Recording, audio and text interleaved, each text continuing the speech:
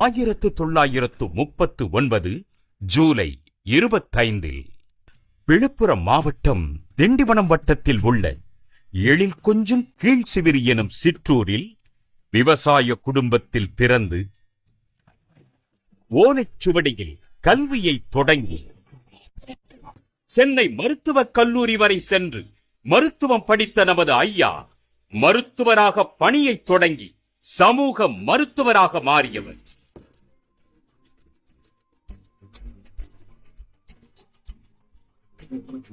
இந்த ஊமை ஜனங்களின் உண்மையான முன்னேற்றத்துக்காக குரல் கொடுக்க வேண்டும், சமுதாயத்தில் மாற்றத்தை ஏற்படுத்த வேண்டும் என்ற முனைப்புடன் அடையாளம் என்றால் அது சமூக நீதிதான்.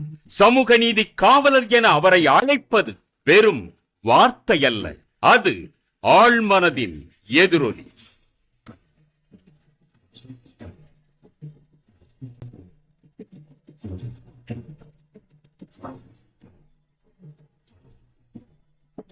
உண்மைதான், இந்தியாவில் இதுவரை எந்த தலைவரும் சாதிக்காத நிலையில் மருத்துவர் ஐயா அவர்கள் 20 விழுக்காடு எம்பிசி இடஒதுக்கீடு, 10.5 விழுக்காடு வன்னியர் இடஒதுக்கீடு, 3 விழுக்காடு அருந்ததியர் இடஒதுக்கீடு, 3.5 இஸ்லாமியர் இடஒதுக்கீடு, மத்திய உயர்கல்வி நிறுவனங்களில் ஓபிசி வகுப்புக்கு 27 விழுக்காடு இடஒதுக்கீடு, மருத்துவ கல்விக்கான அகில இந்திய ஒதுக்கீட்டு இடங்களில் பட்டியலினம் மற்றும் பழங்குடியின மக்களுக்கு 22.5 விழுக்காடு இடஒதுக்கீடு என மொத்தம் 6 வகையான இடஒதுக்கீடுகளை வென்றெடுத்து கொடுத்த பெருமை அவருக்கு மட்டும்தான் உண்டு.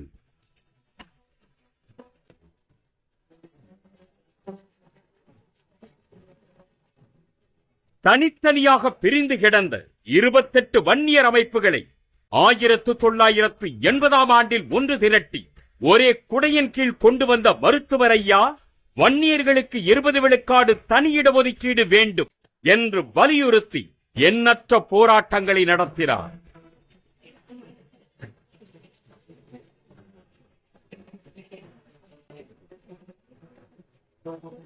ஆயிரத்து 1986ஆம் ஆண்டில் முதல் கட்டமாக ஒரு வார தொடர் சாலை மறியல் போராட்டமாகும்.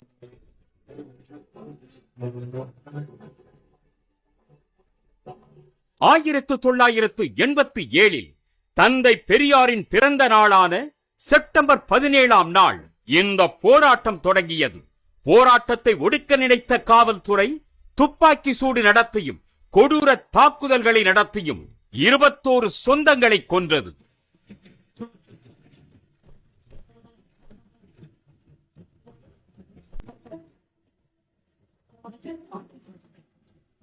ஆனால் இடஒதுக்கீடு மட்டும் கிடைக்கவில்லை. அதனால் முதலமைச்சர் எம்ஜிஆர், அவருக்கு பிறகு வந்த ஜானகி எம்ஜிஆர், ஆளுநர் அலெக்சாண்டர் உள்ளிட்டோருடன் பேச்சுகள் நடந்தன. எனினும் அதனால் எந்த பயனும் இல்லாத நிலையில்தான் 1989ஆம் ஆண்டில் ஆட்சிக்கு வந்த கலைஞர் மருத்துவர் ஐயா அவர்களை அழைத்து பேசி இனியர்களுக்கும் சேர்த்து 20 விழுக்காடு இடஒதுக்கீட்டை மருத்துவர் ஐயா அவர்கள் கோரிய நிலையில் ஆட்சியாளர்களோ 108 சமூகங்களை இணைத்து 20 விழுக்காடு இடஒதுக்கீடு வழங்க முன்வந்தது. அதை மருத்துவர் ஐயா அவர்கள் ஏற்கவில்லை. அந்த இடஒதுக்கீடு வழங்கப்பட்டு 30 ஆண்டுகளுக்கு பிறகும் கல்வி மற்றும் வேலை வாய்ப்பில் வன்னியர்களுக்கு மிக குறைந்த அளவே இடஒதுக்கீடு கிடைத்து வருவதால் தான் 2020ஆம் ஆண்டில் மீண்டும் இடஒதுக்கீடு போராட்டத்தை தீவிரப்படுத்தினார்.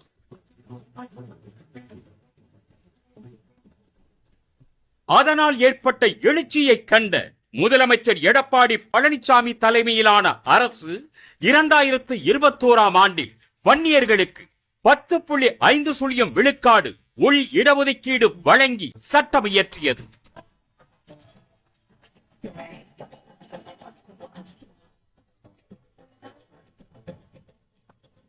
ஆனால் சமூக நீதிக்கு எதிரான சதிகாரர்கள் சிலர் தொடர்ந்த வழக்குகளால் வன்னியர்களுக்கான உள் இடஒதுக்கீடு செல்லாது என்று சென்னை உயர்நீதிமன்றம் தீர்ப்பளித்தது.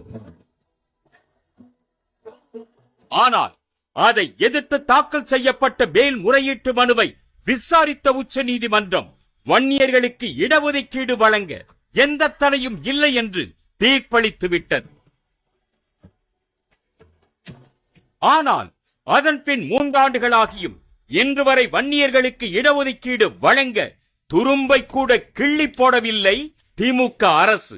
இத்தகைய துரோகங்களை கண்டு கலங்காத மருத்துவர் ஐயா அவர்கள் வன்னியர்களுக்கான இடஒதுக்கீட்டை வென்றெடுக்காமல் ஓயமாட்டேன் என்று சபதம் மேற்கொண்டிருக்கிறார். அதை அவர் நிறைவேற்றாமல் ஓயமாட்டார்.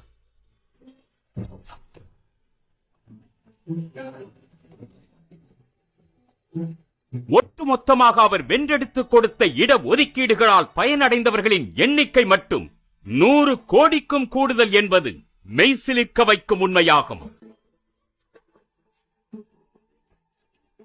ஒட்டுமொத்த தமிழக மக்களுக்கும் இடஒதுக்கீடு பெற்று தந்து சமூக நீதியை நிலை நிறுத்தியதால் தானே சமூக நீதி காவலர் என்று அழைக்கப்படுகிறார் நம் மருத்துவர் ஐயா.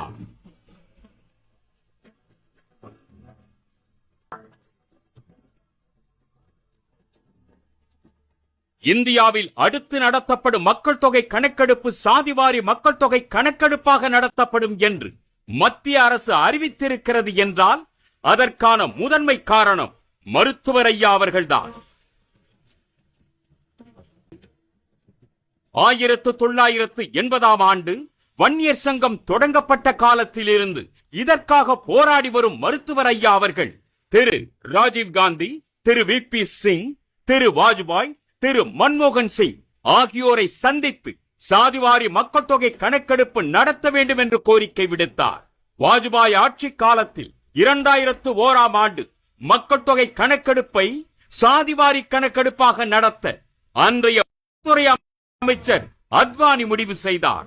ஆனால் அப்போது குஜராத்தில் ஏற்பட்ட நிலநடுக்கம் காரணமாக சாதிவாரி மக்கள் தொகை கணக்கெடுப்பை நடத்த முடியாமல் போனது.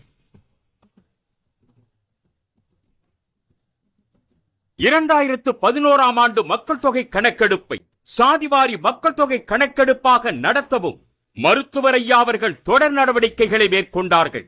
140க்கும் மேற்பட்ட நாடாளுமன்ற உறுப்பினர்களிடம் கையெழுத்துக்களை பெற்று 2008 ஆண்டில் அப்போதைய மத்திய உள்துறை அமைச்சர் சிவராஜ் பாட்டீலிடம் மருத்துவர் அன்புமணி ராமதாஸ் மூலமாக தாக்கல் செய்தது, நாடாளுமன்றத்தில் இதற்காக தொடர்ந்து குரல் கொடுக்க செய்தது போன்றவற்றால் மன்மோகன் சிங் தலைமையிலான ஐக்கிய முற்போக்கு கூட்டணி அரசும் சாதிவாரி மக்கள் தொகை கணக்கெடுப்பை நடத்த ஒப்புக்கொண்டது. ஆனால் திடீரென சாதிவாரி மக்கள் தொகை கணக்கெடுப்புக்கு பதிலாக சமூக பொருளாதார சாதிவாரி கணக்கெடுப்பை நடத்திய அந்த அரசு அதன் விவரங்களையும் வெளியிடாமல் ஏமாற்றியது. ஆனாலும் போராளியான ஐயா சோர்ந்து விடவில்லை. நரேந்திர மோடி அவர்கள் தலைமையிலான அரசு அமைந்த பிறகும் அதற்கான முயற்சிகளை தொடர்ந்தார். 2019 ஆண்டுக்கு பிறகு மட்டும் பிரதமர் நரேந்திர மோடி அவர்களை 3 முறை நேரில் சந்தித்து சாதிவாரி கணக்கெடுப்பு நடத்த வேண்டும் என்று வலியுறுத்திய மருத்துவர் ஐயா அவர்கள் அதே கோரிக்கையை வலியுறுத்தி மொத்தம் 3 முறை பிரதமருக்கு கடிதம் எழுதினார்.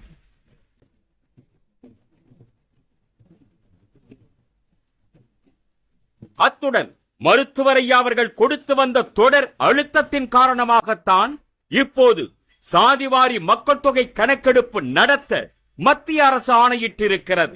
சுதந்திர இந்தியாவில் சாத்தியமே இல்லாதது என்று கருதப்பட்ட சாதிவாரி கணக்கெடுப்பை சாத்தியமாக்கியதுதான் முதலமைச்சர்களாக இருந்த திரு எம்ஜிஆர் அவர்கள், திருமதி ஜானகி எம்ஜிஆர் அவர்கள், ஆளுநராக இருந்த திரு பி.சி. அலெக்சாண்டர் அவர்கள், அதன் பின் முதலமைச்சர்களாக பதவி வகித்த டாக்டர் கலைஞர் அவர்கள், செல்வி ஜெயலலிதா அவர்கள், திரு எடப்பாடி பழனிசாமி அவர்கள், திரு மு.க. ஸ்டாலின் அவர்கள் ஆகியோரை பலமுறை சந்தித்து சாதிவாரி மக்கள் தொகை கணக்கெடுப்பு நடத்த வேண்டும் என்று வலியுறுத்தி இருக்கிறார்.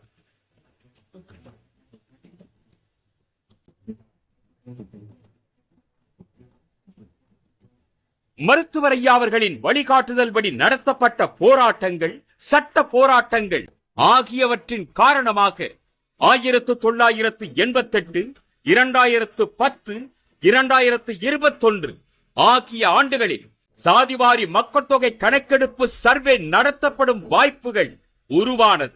ஆனால் இந்த 3 தருணங்களிலும் அந்த வாய்ப்பை தவறிவிட்டது திமுக அரசுதான்.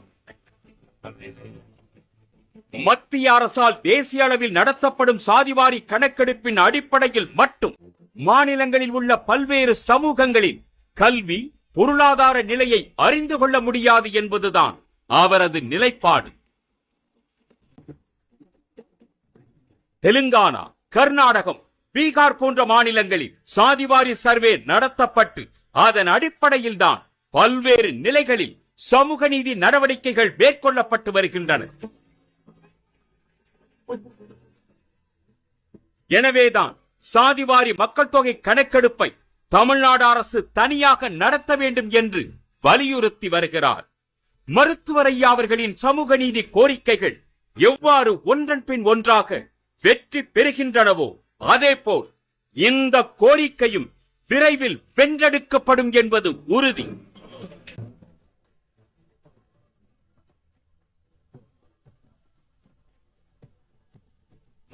தமிழ் மண்ணிலிருந்து மதுவை முற்றிலுமாக ஒழிக்க வேண்டும் என்பதற்காக 45 ஆண்டுகளுக்கு மேலாக தொடர்ந்து போராடி வரும் ஒரே தலைவரான மருத்துவர் ஐயா கையில் எடுத்த பிறகுதான் மதுவுக்கு எதிரான போராட்டம் தமிழகம் தழுவிய அளவில் தீயாய் பரவியது.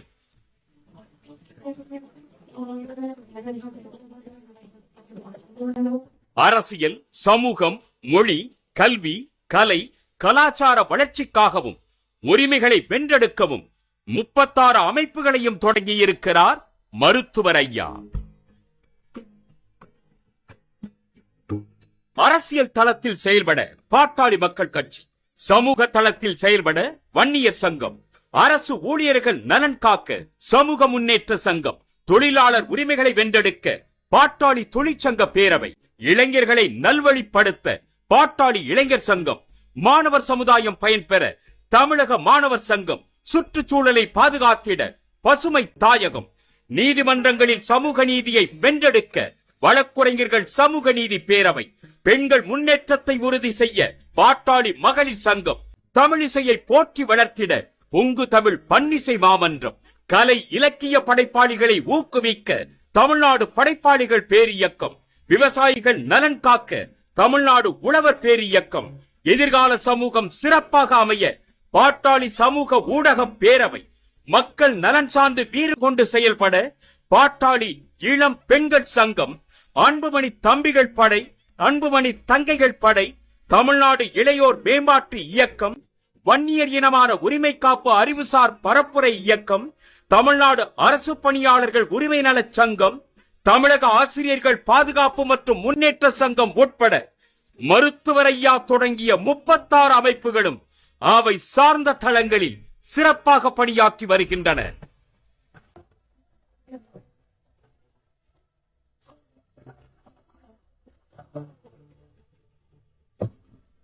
தமிழ் மண், மக்கள், மொழி, இனம் ஆகியவற்றை பாதுகாக்கவும் தமிழர்களின் உரிமைகளை உயர்த்தி பிடிக்கவும் மண் பயனுற வேண்டும் என்ற முழக்கத்தை முன்வைத்து மக்கள் தொலைக்காட்சியை தொடங்கினார்.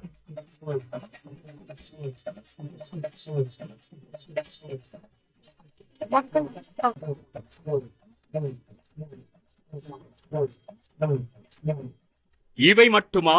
இன்னும் சொல்லிக் கொண்டே போகலாம். விளை நிலங்களில் துணை நகரமா என விவசாயிகளுக்காக வெகுண்டெழுந்தார். ஏழைகளின் நிலங்களை அபகரித்து விமான நிலையமா என ஆவேச குரல் எழுப்பினார். சிறப்பு பொருளாதார மண்டலத்திற்காக விளை நிலங்களை கையகப்படுத்தக் கூடாது என எதிர்த்தார். மண்ணின் வளத்தை சீரழிக்கும் மரபணு மாற்று விதைக்கும் முட்டுக்கட்டை போட்டார். ரிலையன்ஸ், வால்மார்ட் போன்ற பெரு நிறுவனங்கள் சில்லறை வணிகத்தில் நுழைய எதிர்ப்பு தெரிவித்து வணிகர்கள் வாழ்வில் ஒளியேற்றினார். மணல் கொள்ளைக்கு எதிராக தொடர்ந்து துணிந்து குரல் கொடுத்தார். காவிரி, முல்லை பெரியாறு, பாலாறு போன்ற நதிநீர் சிக்கல்களில் தமிழர்களுக்காக துணை நின்றார். கட்டண கொள்ளையையும் கட்டாய நன்கொடையையும் கடுமையாக எதிர்த்தார். சமச்சீர் கல்விக்கு வித்திட்டார். நீட் உள்ளிட்ட நுழைவுத் தேர்வுகளை ரத்து செய்ய உரத்த குரல் கொடுத்தார். கிரீமிலேயர் முறையை ஒழிக்க உறுதி பூண்டார். தனியார் நிறுவனங்களிலும் தமிழர்களுக்கு இடஒதுக்கீடு கேட்டார்.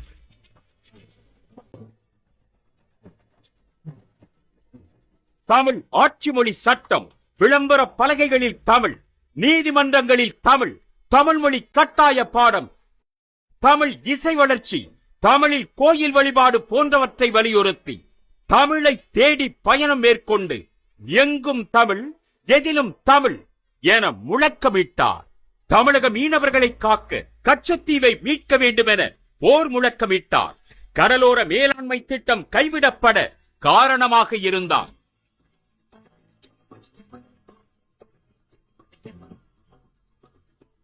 நெல் கரும்புக்கு கூடுதல் விலை கேட்டார். விளை பொருட்களுக்கு கட்டுப்படியான விலை வேண்டும் என்று இடைவிடாமல் போராடினார்.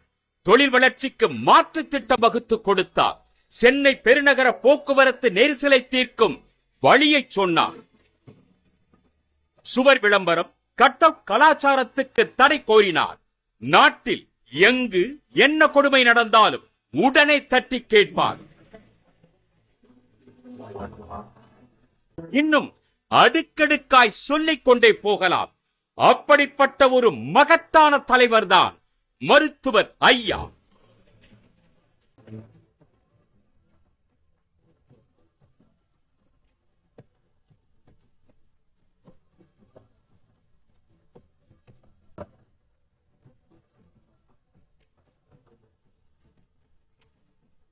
அந்த மக்கள் போராளி தன் வெற்றி பயணம் தொடர அன்புமணி என்ற அறிவு புதையலை நமக்காக கொடுத்திருக்கிறார்.